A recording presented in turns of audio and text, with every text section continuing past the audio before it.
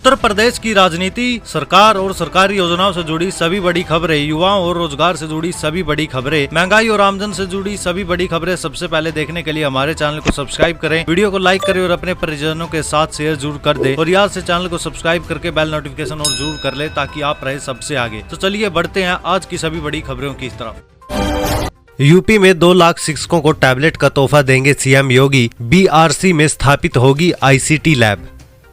उत्तर प्रदेश में बेसिक शिक्षा के विद्यालयों को इन दिनों तेजी से निपुण भारत मिशन के तहत अपडेट किया जा रहा है ताकि शिक्षा में गुणवत्ता के लक्ष्य को समय से प्राप्त किया जा सके। ऐसे में प्राथमिक और उच्च प्राथमिक स्कूलों में शिक्षकों को टैबलेट मिल जाने से डिजिटल लर्निंग को बढ़ावा देने में गति मिलेगी। इसलिए उत्तर प्रदेश में योगी आदित्यनाथ सरकार 2.9 लाख शिक्षकों को टैबलेट का तोहफा देगी। मुख्यमंत्री योगी आदित्यनाथ परिषदीय स्कूलों में टैबलेट वितरण कार्य का शुभारंभ करेंगे। बेसिक शिक्षा विभाग में डिजिटल पठन पाठन व कार्य प्रणाली को बढ़ावा देने की दिशा में इसे योगी आदित्यनाथ सरकार का बड़ा कदम माना जा रहा है।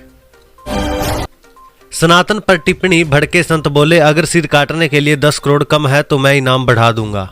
सनातन धर्म को खत्म करने हेतु संबंधित टिप्पणी करने पर तमिलनाडु के मंत्री उदयनिधि स्टालिन का सिर कलम करने पर 10 करोड़ रुपए का इनाम देने की घोषणा करने वाले अयोध्या के संत परमहंस आचार्य ने कहा कि अगर 10 करोड़ रुपए कम है तो मैं इनाम बढ़ा दूंगा, पर सनातन धर्म का अपमान बर्दाश्त नहीं किया जाएगा। देश में जो भी विकास हुआ है वो सनातन धर्म के कारण ही हुआ है। उदयनिधि को अपने बयान के लिए माफी मांगनी चाहिए। उन्होंने देश के 100 करोड़ हिंदुओं का अपमान किया है। मतदान के बीच अचानक प्रदर्शन पर क्यों उतर आए मुस्लिम मतदाता, लगाए ये गंभीर आरोप। जिले के घोसी विधानसभा सीट पर हो रहे उपचुनाव को लेकर दोपहर 2 बजे तक सब कुछ सामान्य रहा। 455 बूथों पर शांतिपूर्वक मतदान होता रहा, लेकिन दोपहर 3 बजे कोपागंज ब्लॉक के बूथ संख्या 74, 75, 76, 73 फतेहपुर ताल नरजा पर 40 से ज्यादा मुस्लिम मतदाता जिसमें महिलाएं भी शामिल थी, उनके द्वारा मतदान न करने का आरोप लगाते हुए विरोध प्रदर्शन करने लगे। विरोध कर रहे फजल खान, रैकुल बसर, मोहम्मद करलाज आदि का आरोप था कि वह और बाकी मतदाता मतदान करने पहुंचे। आरोप लगाया कि आधार कार्ड होने के बाद भी मतदान नहीं करने दिया गया। इतना ही नहीं, उनका आधार कार्ड किसी क्षेत्राधिकारी द्वारा ले जाया गया। उधर इस मामले में सीओ घोसी शीतला प्रसाद पांडे ने ऐसी घटना से इंकार करते हुए आधार कार्ड ले जाने की बात से अनभिज्ञता जताई। यूपी में 8 जगहों पर एनआईए की बड़ी छापेमारी, नक्सलियों को फंडिंग पर प्रयागराज, वाराणसी समेत इन जिलों में एक्शन। राष्ट्रीय जांच एजेंसी एनआईए सीपीआई मामले के सिलसिले में उत्तर प्रदेश के प्रयागराज, वाराणसी, चंदेली, आजमगढ़ और देवरिया जिलों में 8 स्थानों पर छापेमारी कर रही है। वाराणसी के महामनपुरी कॉलोनी स्थित एक घर में राष्ट्रीय जांच एजेंसी एनआईए ने मंगलवार की सुबह छापा मारा। एनआईए की टीम घर में मौजूद एक छात्र संगठन से जुड़ी 2 युवतियों से पूछताछ कर रही है। फिलहाल पूरे इलाके को सील कर दिया गया। जिन मकानों में पूछताछ चल रही है उधर सभी की आवाजाही रोक दी गई है। तर्क रहे तेजी से फैल रहा है लंपी, सीएम ने हिसार से मंगवाई वैक्सीन।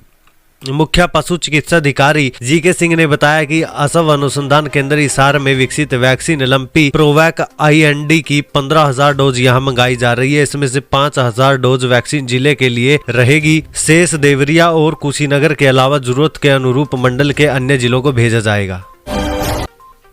जानलेवा हुआ बुखार, कासगंज में अब तक 16 की मौत। अस्पताल के बाहर लगी 500 मीटर लंबी कतार, दहशत में लोग। कासगंज में बुखार जानलेवा हो चुका, अब तक 16 लोगों की मौत हो चुकी है। ऐसे में लोगों में दहशत बनी हुई है। वहीं बुखार का ये प्रकोप अभी थमने का नाम नहीं ले रहा। अयोध्या में रामलला की प्राण प्रतिष्ठा की डेट आई सामने। एक साथ बन रही 3 प्रतिमाएं, सूर्य से कनेक्शन।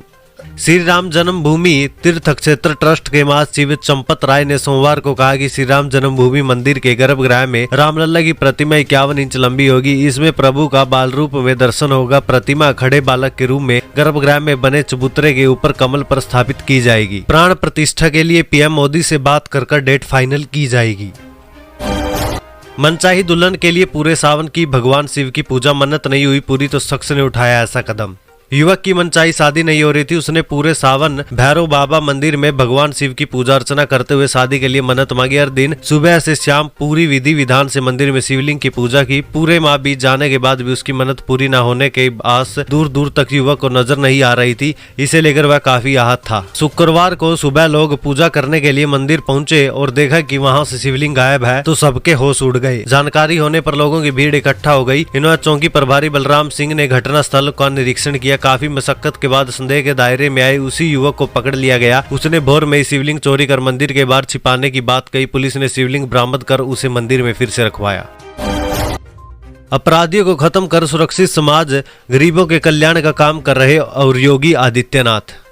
मुख्यमंत्री योगी आदित्यनाथ ने सोमवार को कहा कि पिछली सरकारों से विपरीत हमारी संवेदनाएं माफिया और किसी अपराधी के साथ नहीं हो सकती, क्योंकि वे सुरक्षा, सुशासन और विकास के मार्ग के अवरोधक हैं। योगी ने कहा कि सरकार की कार्य प्रणाली स्पष्ट है, वे इन रुकावटों को हटाती है मगर गरीबों को अपनी संवेदना का पात्र बनाती है। गरीबों की सेवा ही सरकार की प्राथमिकता है।